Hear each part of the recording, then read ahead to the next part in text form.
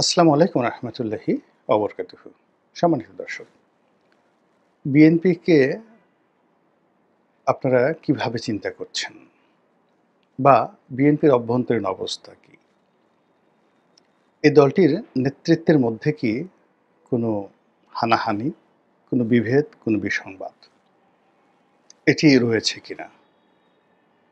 ২ নম্বর হলো যে এই দলের মধ্যে যখন বেগম জিয়া রাজনীতিতে সক্রিয় ছিলেন অর্থাৎ ২০১৬-১৭ সনে, তখন দলের মধ্যে যারা প্রবীণ নেতৃবৃন্দ ছিলেন তারা সঙ্গত কারণেই জনাব তারেক রহমান সাহেবের নেতৃত্বকে মেনে নিতে পারেননি। তারা বেগম জিয়াকে কেন্দ্র করে একটা বলয় গড়ে তুলেছিলেন। অন্যদিকে দলে যারা তরুণ, সেই তরুণরা জনাব তারেক রহমান সাহেবকে নেতা মেনে তার অধীনে রাজনীতি করার জন্য একটা বলয় তৈরি করে ফেলেছিলেন। আওয়ামী লীগের লোকজন, শামীম ওসমানের মতো যারা লোকজন, তারা এটাকে ঠাট্টা করে ভাইয়া গ্রুপ আর আম্মা গ্রুপ বলে টিটকারি করতেন। বেগম জিয়া যখন জেলে গেলেন, তখন পুরো রাজনৈতিক যে নেতৃত্বটি, সেই নেতৃত্বটি পরিবেশের কারণে হোক, পরিস্থিতির কারণে হোক, জনাব তারেক রহমানের কর্তৃত্বে চলে এলো এবং জনাব মওদুদ আহমেদ সাহেবের মতো মানুষ, এম কে আনোয়ার সাহেবের মতো মানুষ, তারা সেই জেলখানাতে গেলেন, অসুস্থ হলেন, মারা গেলেন। এরপর অন্যান্য যারা সিনিয়র নেতৃবৃন্দ রয়েছেন, আমি যারা জীবিত আছেন তাদের কারোর নাম বলবো না, তারা বিভিন্নভাবে দলের ভেতরে বাইরে কোণঠাসা হয়ে পড়লেন এবং এখানে দলের যারা তারেক রহমান সাহেবপন্থী তরুণ তুর্কি, তারা এখানে তাদের চেয়ে একটা আপার গ্রেডের যারা লোকজন রয়েছেন, তাদেরকে এমপাওয়ার্ড করে পুরো দলটাকে যেভাবে চালালেন, সেক্ষেত্রে সেই যে ২০১৮ থেকে একেবারে আজ অবধি বলবো না, ঠিক আগস্ট মাসের ৫ তারিখ পর্যন্ত এই দলের মধ্যে কোনো বিভেদ, বিসংবাদ, গ্রুপিং ছিল না। জনাব তারেক রহমান সাহেব সকাল বলে সকাল, বিকাল বলে বিকাল। তিনি যদি কারোর প্রতি আশীর্বাদ বর্ষণ করতেন, তার জীবন ধন্য হয়ে যেত। তিনি যদি কারোর প্রতি বিরূপ হতেন, মুখ ফিরিয়ে নিতেন, তার জীবন হারাম হয়ে যেত। তো সেক্ষেত্রে অনেক লোক তার আনুকূল্য পাওয়ার জন্য, তারপরে তার যাকে বলা হয় সাক্ষাৎ লাভের জন্য, অ্যাক্রেডিটেশন লাভের জন্য মানে বিএনপির অনেক বড় বড় নেতা লন্ডনে গিয়েছেন, দিনের পর দিন অপেক্ষা করেছেন, তারপর দেখা করতে পারেননি। তারা ফিরে এসেছেন, আবার ১ বছর পরে আবার চেষ্টা করেছেন, ৬ মাস পরে আবার চেষ্টা করেছেন। হয়তো ৬ মাস পরে দেখা গেল যে তিনি হয়তো তাদের কারোর সঙ্গে একটু কথা বলেছেন, অমনি তার জীবনে একটা জান্নাতি পরিবেশ চলে এসেছে। এই গেল এক। অন্যদিকে কিছু নেতৃবৃন্দ যারা রয়েছেন, নাম বলব না, তাদেরকে জনাব তারেক রহমান সাহেব পার্মানেন্টলি একটা মাইনাসের খাতায় ফেলে দিয়েছেন ২০১৮ সন থেকেই এবং এই মানুষগুলো প্রাণান্ত চেষ্টা করছেন বিভিন্নভাবে জনাব তারেক রহমান সাহেবের সঙ্গে একটা সুসম্পর্ক স্থাপন করার জন্য, কিন্তু তারেক রহমান সাহেব তাদের দিকে ফিরে তাকাচ্ছেন না, পলিটিক্যালি একটা গ্রুপ। আর অন্যদিকে মেধা ভিত্তিক যে গ্রুপটি রয়েছে, ইন্টেলেকচুয়াল একটা গ্রুপ আছে, সেই গ্রুপটি এই আগস্ট মাসের ৫ তারিখে তারেক রহমান সাহেব থেকে এবং বিএনপি থেকে বলতে গেলে মুখ ফিরিয়ে নিয়েছে। তারা অনেকে ডক্টর মোহাম্মদ ইউনূসকে সমর্থন দিচ্ছেন, সিনিয়র লোক এবং দীর্ঘদিন জিয়াউর রহমান সাহেবের সাথে যারা রাজনীতি করেছেন, ডক্টর মোহাম্মদ ইউনূসকে তারা সমর্থন দিচ্ছেন টেলিভিশনে গিয়ে একদম প্রকাশ্যে। আরেকটি গ্রুপ জামাত, হেফাজত, এনসিপি তাদেরকে সমর্থন দিচ্ছেন এবং এখানে মানে মানে আওয়ামী লীগের মেধাভিত্তিক রাজনীতিতে একটা সর্বোচ্চ স্তরে যারা ছিলেন, তাদের সাথে কম্পিট করার মতো যে সমস্ত লোকজন বিএনপিতে ছিলেন, বুদ্ধিবৃত্তিক ক্ষেত্রে সাহিত্যিক, সাংবাদিক, অধ্যাপক থেকে শুরু করে যারা আছেন পেশাজীবী, তারা এখন তাদের যে শীর্ষ যে গ্রুপটি বেগম জিয়া কেন্দ্রিক ছিলেন, তারা সবাই এখন উল্টো সুরে কথা বলছেন। এর একটা, আপনি এটাকে বিভেদ বলেন, বিসংবাদ বলেন, যা কিছু বলেন, এটা দৃশ্য। যদি বিএনপি করেন এই সমস্যাটা কগনিজেন্সে নিতে হবে। যদি তারেক রহমান সাহেবকে পছন্দ করেন, ভালোবাসেন, তাহলে এই জায়গাগুলোতে মানে তার নজর আনতে হবে, তাকে বলতে হবে যে এই সর্বনাশ কিন্তু ঘটে গেছে। ওই মানুষ তো আগে এইভাবে কথা বলতেন না। ওই ভদ্রলোক যারা সারা জীবন বিএনপিকে সেবা করেছেন, তিনি এখন চুপচাপ থাকছেন কেন? তিনি এখন যে কথাগুলো বলছেন তা জামাতের পক্ষে যাচ্ছে কেন? এরা তো সবাই মেড ইন, মানে 100% সিল দেওয়া। কোনোদিন তারা জীবনে আওয়ামী লীগ করেনি, কোনোদিন জামাত করেনি। এরা একেবারে বিএনপিরই বাই প্রোডাক্ট। অনেকে মন্ত্রী পর্যন্ত হয়েছেন এই সমস্ত লোকজন। একটা গ্রুপ হলো রাজনীতির মধ্যে যারা সিনিয়র গ্রুপ রয়েছেন, তারা কাম অ্যান্ড কোয়াইট হয়ে গেছেন। অনেকে ভিতরে বসে পিন কাটছেন, পাঞ্চ কাটছেন। আর তার সঙ্গে সঙ্গে যারা এই বুদ্ধিবৃত্তিক লেভেলে, তারা একের পুরোটা উল্টো হয়ে গেছেন এই আগস্ট মাসের 5 তারিখ থেকে। এর বাইরে যে জিনিসটা দেখা যাচ্ছে সেটি হলো জনাব সালাউদ্দিন সাহেবের আগমন, ইন্ডিয়া থেকে আগমন, নেতৃত্ব গ্রহণ এবং তার যে মুভমেন্ট। হি ইজ স্মার্ট, দেখতে সুন্দর, লেখাপড়া জানা, এবং তিনি নাকি জনাব তারেক রহমান সাহেবের শিক্ষক ছিলেন, গৃহশিক্ষক ছিলেন, ইত্যাদি আরও অনেক কথা শোনা যায়। কিন্তু বাস্তবতা হলো যে তিনি আসার সঙ্গে সঙ্গে তার যে দুর্বার গতি, তিনি মুহূর্তের মধ্যে বিএনপির ডিফ্যাক্টো লিডারে পরিণত হয়ে গেলেন। এখন জনাব সালাউদ্দিন সাহেবকে কেন্দ্র করে যে ধাক্কাটা শুরু হলো বিএনপিতে, প্রথম ধাপে সবাই খুব আশ্চর্য হয়ে গেল যে কি হচ্ছে। উনি কি সাধারণ সম্পাদক হবেন? তাহলে মির্জা ফখরুল সাহেবের অবস্থা কি হবে? মির্জা ফখরুল সাহেব ভদ্রলোক মানুষ, তিনি কোনো প্রতিক্রিয়া দেখালেন না। তিনি শুধু আকার ইঙ্গিতে বললেন যে এটাই তার জীবনের শেষ নির্বাচন। নির্বাচনী এলাকায় গিয়ে বললেন এরপর তিনি আর নির্বাচন করবেন না, শরীরও ভালো না। এর মধ্যে তিনি একবার অসুস্থ হয়ে গেলেন, সিঙ্গাপুরে গিয়ে চিকিৎসা করে আসলেন এবং খুবই পরিশীলিত ভাষায় তিনি কথাবার্তা বলেন এবং নিজের যে মাত্রা, সেই মাত্রার মধ্যে তিনি থাকার চেষ্টা করেন। এর বাইরে তিনি কোনো কিছু বলেন না। বলতে গেলে অনেকটা পরিবেশ পরিস্থিতির সঙ্গে তিনি আশ্চর্য হয়ে লক্ষ্য করছেন, কোনো প্রতিক্রিয়া দেখাচ্ছেন না। কিন্তু বিএনপির যে সকল ঝানু নেতা, যাদের রুট আছে এবং যারা বিএনপির বিভিন্ন সময় বিএনপির মধ্যে ইন্টারনাল গ্রুপিংয়ে যারা রীতিমতো ফাইট করে মানে সারভাইভ করে গেছে, সেই গ্রুপটি দেখা গেল যে একেবারে তলে তলে এমন কিছু করছেন যে কারণে বিএনপি নেতাকর্মীর সঙ্গে সালাউদ্দিন সাহেবের একটা দূরত্ব কিন্তু তৈরি হয়ে গেছে।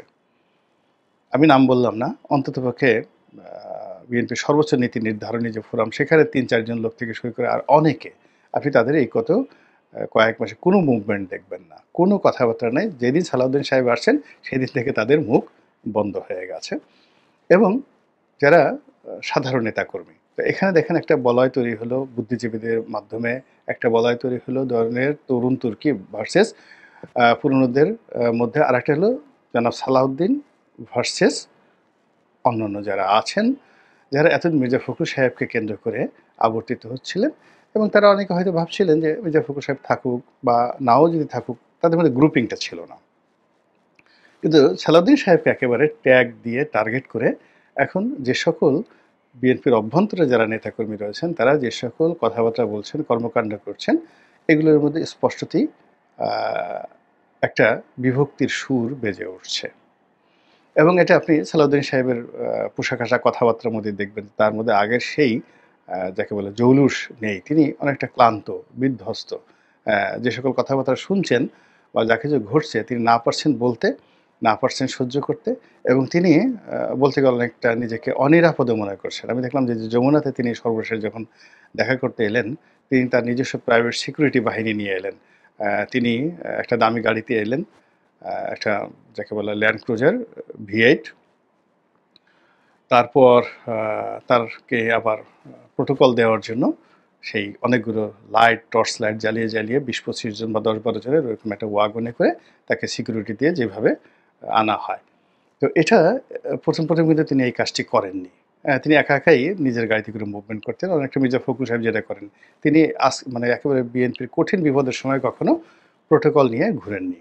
তো প্রোটোকল নিয়ে সাধারণত ঘুরতেন হলো আব্দুল আল মিন্টু সাহেব। তো এখন আব্দুল আল মিন্টু সাহেবের সেই প্রোটোকল নেন না এই আগস্ট মাসের 5 তারিখের পরে। কিন্তু আওয়ামী লীগের জমানাতে তিনি কিন্তু সামনে পিছনে 4-5টা গাড়ি নিয়ে তিনি কিন্তু সবসময় মুভমেন্ট করতেন, ঢাকার বাইরে গেল। তো যাই হোক, যে কাজটি সালাউদ্দিন সাহেবকে আমি দেখলাম যে অতি সম্প্রতি তিনি শুরু করেছেন। এটা এক ধরনের ইনসিকিউরিটি বোধ থেকে হতে পারে, অথবা নিজেকে আ অধিক গুরুত্বপূর্ণ বা ভিআইপি দেখানোর জন্য হতে পারে। হোয়াটএভার মেবি ইট হ্যাপেন্ড, এই ঘটনাটা ঘটে গেছে। তো এর মধ্যে যে কাজটি করা হচ্ছে সেটি হলো যে আ জনাব সালাউদ্দিন সাহেবকে রয়ের এজেন্ট, তারপরে সে ইন্ডিয়ার দালাল, আ আওয়ামী লীগের দালাল, এস আলমের পেইড ম্যান, এস আলম থেকে টাকা নিচ্ছেন।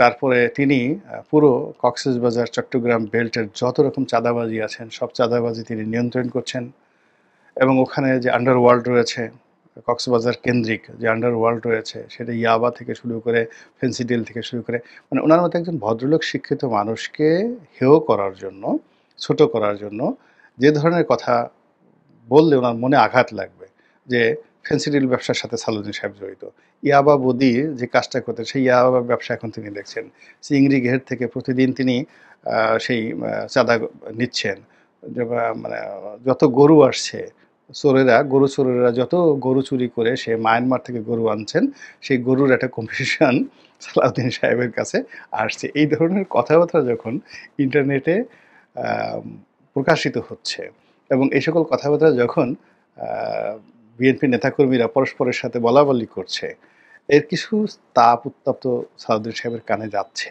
ফলে কি হচ্ছে, তার যে স্যাক্রিফাইস, তার যে ডিভোশন, এবং তার যে যাকে বলা হয় সাহস, শক্তি, দক্ষতা, এই পুরো জিনিসগুলো গত ৭-৮ দিনে একেবারে অনেকটা বিধ্বস্ত হয়ে গেছে। তখন এই যে একটি অবস্থা সালাউদ্দিন সাহেবকে নিয়ে যে শুরু হলো, এরই মধ্যে কিন্তু এই ইশাক সাহেবের যে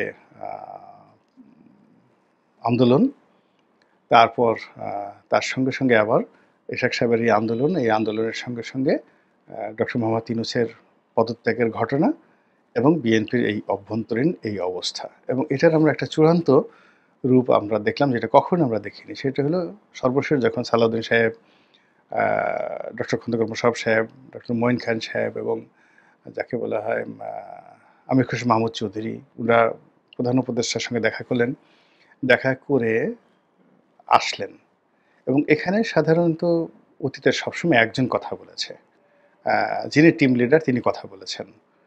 একসাথে দুইজন কখনো কথা বলেন, এবার দ্বিতীয় জন যদি কখনো কথা বলেন তাহলে প্রথম জন চুপ থাকেন, তৃতীয় জন চেষ্টা করে না। কিন্তু এখানে যে জিনিসটা হলো, সালাউদ্দিন সাহেব কথা বলার চেষ্টা করেছেন, খসরু ভাই কথা বলার চেষ্টা করেছেন, ডক্টর মঈন সাহেব কথা বলার চেষ্টা করেছেন, খন্দকার মোশাররফ সাহেব প্রথমে কথা বলার চেষ্টা করেছেন, এবং পরে তার কথার মধ্যে যখন যখন অন্যরা কথা বলার চেষ্টা করলেন, তিনি ভীষণ রকম অপমান বোধ করে একেবারে মাথাটা নিচু করে রাখছিলেন। এটা কখনই তার জীবনে ঘটেনি। এর কারণ হলো তার যে নেতৃত্বটা, তার যে গুণাবলীটা, তিনি সবসময় একটা গ্র্যান্ড লিডার হিসেবে নিজেকে তিনি প্রতিষ্ঠা করে ফেলেছিলেন। তার সামনে রুহুল কবির রিজভী সাহেবও কথা বলতে পারেননি। তিনি বরং রুহুল কবির রিজভীদের সবাইকে ধমক দিয়ে কথা বলতেন। কিন্তু এখানে এসে দেখা গেল যে তিনি অনেকটা নিশ্চুপ হয়ে গেছেন, বয়সের ভারে নুজো।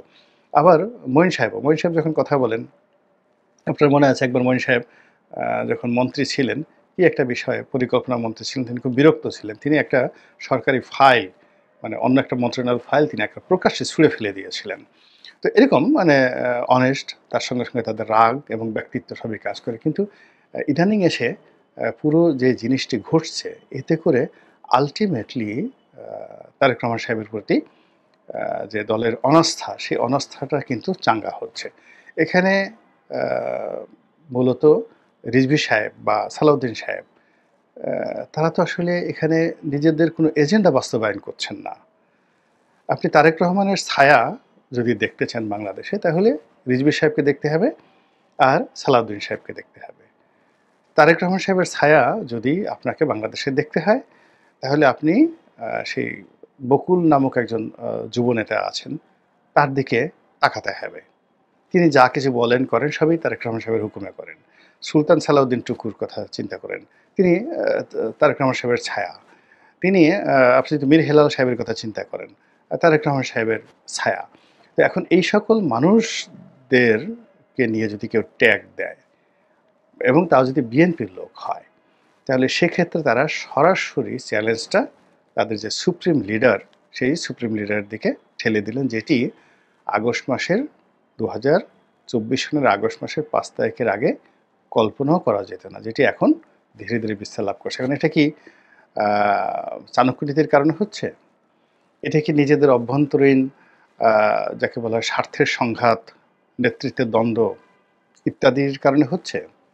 এটি কি যাকে বলা হয় জনাব তারেক রহমানের দৃষ্টি আকর্ষণ করা যে তার সাথে আমরা শক্তিশালী, আপনি যাদেরকে পছন্দ করেছেন আমরা তার চেয়ে অনেক যোগ্যতা সম্পন্ন, এই জিনিসটা প্রমাণ করার জন্য?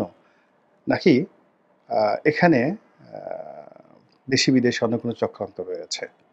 ঘটনা যাই হোক না কেন, বিএনপির উচিত এই বিষয়গুলো নিষ্পত্তি করা। মহান আল্লাহ আমাদের সবাইকে হেদায়েত দান করুন এবং হেফাজত করুন। আসসালামু আলাইকুম রহমতুল্লাহি ওয়া বারাকাতুহু।